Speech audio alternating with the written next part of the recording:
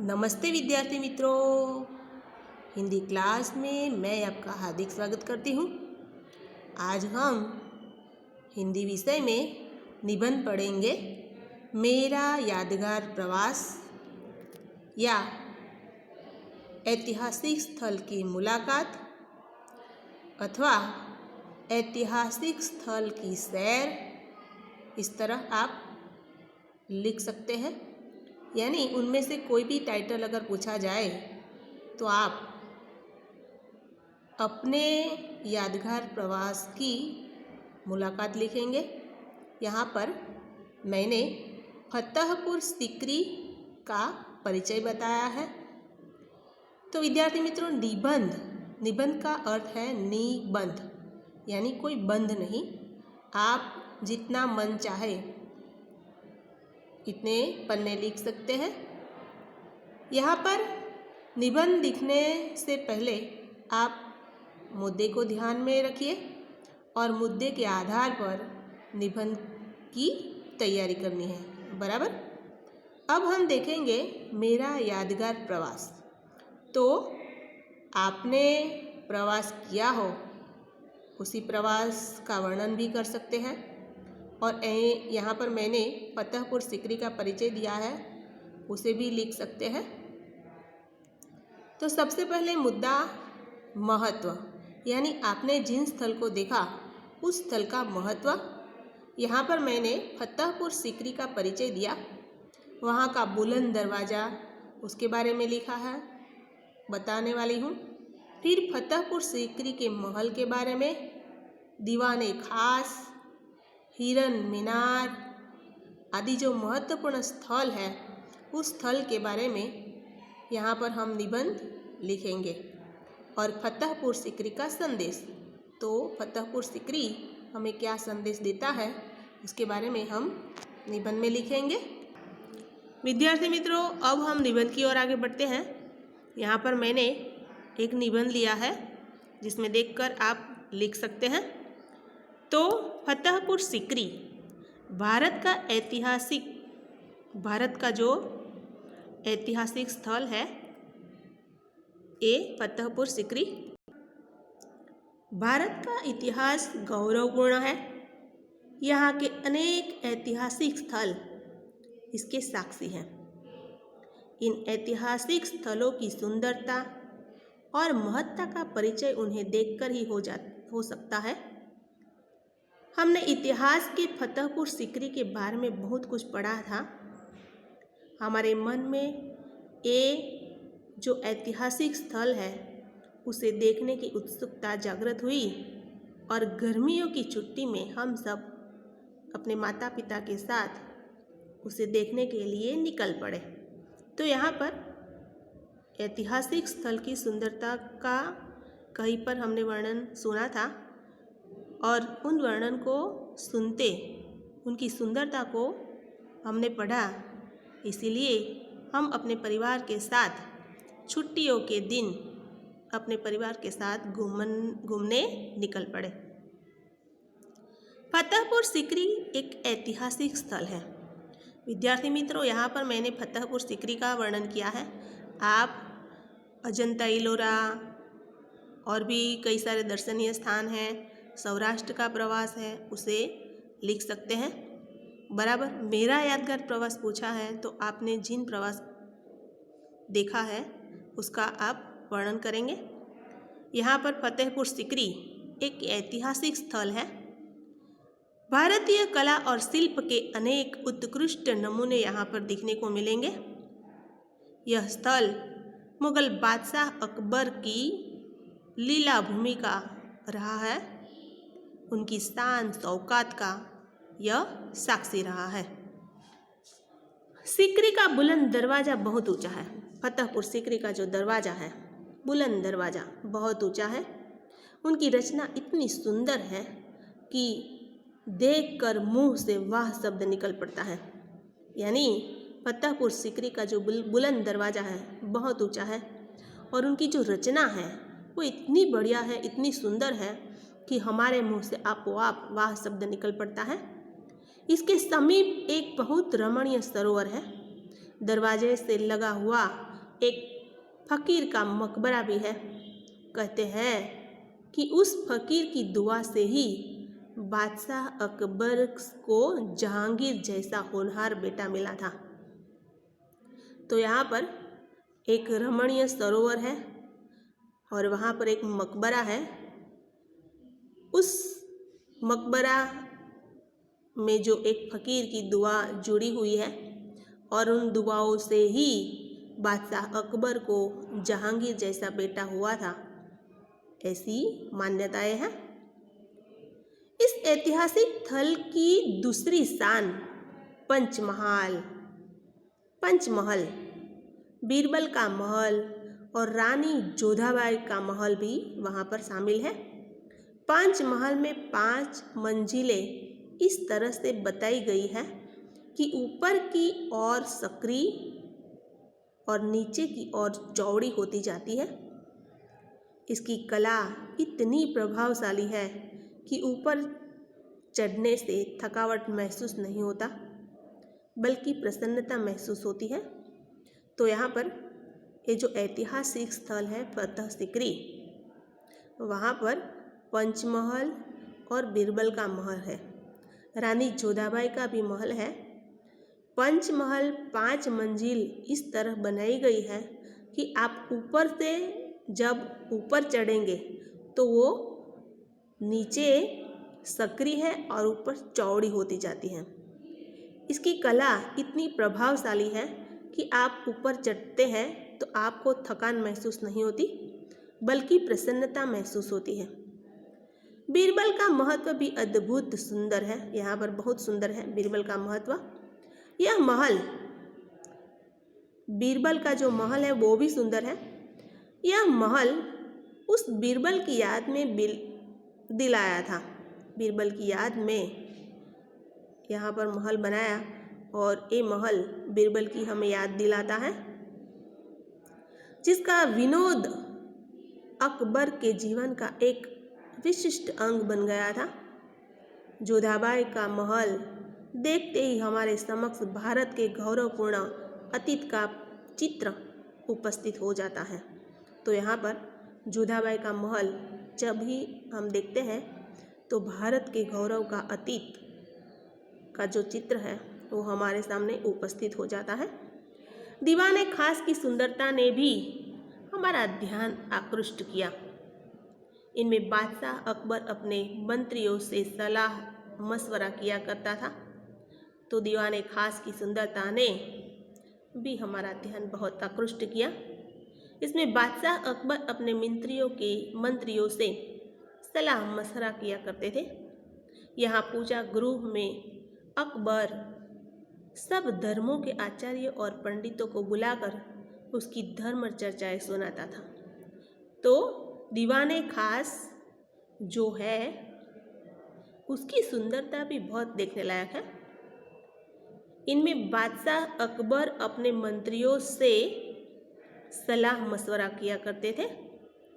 यहाँ पूजा गृह भी है। इस पूजा गृह में अकबर सब धर्मों के आचार्यों और पंडितों को बुलाकर हमेशा धर्म चर्चाएं करता रहता था, धर्म चर्चाएं सुनाता था। हमने हिरन मीनार और हाथी दरवाजा भी देखा। हाथी दरवाजा यहाँ के किले के अंदर प्रवेश करते ही दिखाई पड़ता है। सचमुच द्वार पर बने हाथी अकबर की महत्ता के प्रतीक जैसे लगते हैं। तो यहाँ पर हाथी दरवाजा भी एक महत्वपूर्ण देखने लायक स्थान है, देखने लायक लगता है। इस प्रकार फतह सिकरी की भव्यता के दर्शन करने पर हमें बड़ी प्रसन्नता हुई। तो यहाँ पर फतह सिकरी की जो भव्यता है उस भव्यता के दर्शन करने का आनंद हमें प्राप्त हुआ। बादशाह अकबर भारतीय इतिहास में हिंदू मुस्लिम एकता का प्रतीक है। तो हिंदू और मुसलमान का प्रतीक अब बादशाह अकबर का जो इतिहास है, ये जो फतह सिकरी है वो हमें एकता का प्रतीक लगता है।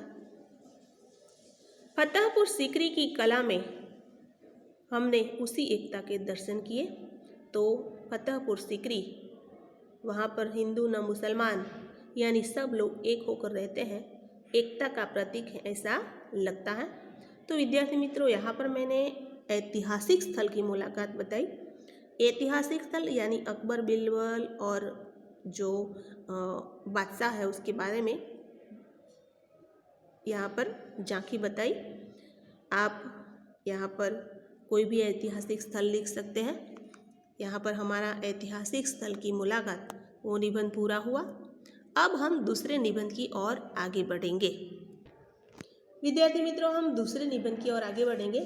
तो दूसरा हमारा निबंध है लाल बहादुर शास्त्री अथवा मेरे प्रिय नेता लाल बहादुर शास्त्री। तो लाल बहादुर शास्त्री हमारा जो पाठ है उस आधार पर निबंध है। तो निबंध सबसे पहले आरंभ।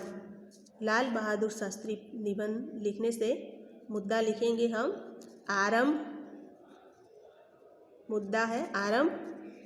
फिर जन्म और शिक्षा, जन्म और शिक्षा। लाल बहादुर शास्त्री का जन्म कब कहाँ हुआ और उसकी शिक्षा यानी कहाँ तक वो पढ़े थे। फिर स्वतंत्रता, स्वतंत्रता के बारे में लिखेंगे। फिर आंदोलन, आंदोलन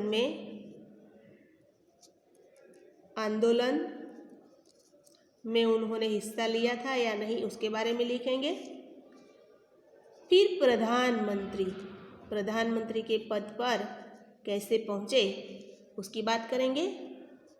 और अंत में हम मृत्यु कब कहाँ हुई और भारत माता के महान सपूत के बारे में थोड़ी जानकारी हासिल करेंगे। तो विद्यार्थी मित्रों, यहाँ पर मैंने मुद्दे दिए गए हैं। लाल बहादुर शास्त्री हमारा निबंध है, दूसरा निबंध, और उस निबंध में आरंभ, जन्म, शिक्षा, स्वतंत्रता, आंदोलन में उन्होंने कैसे हिस्सा लिया, प्रधानमंत्री के पद पर कैसे पहुँचे, कब कहाँ उसकी मृत्यु हुई और हमारे देश ने ऐसे एक सपूत को खोया, उसकी बात यहाँ पर करेंगे।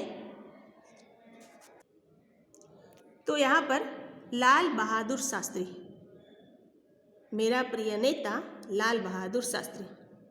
तो लाल बहादुर शास्त्री स्वतंत्र भारत के एक महान नेता थे।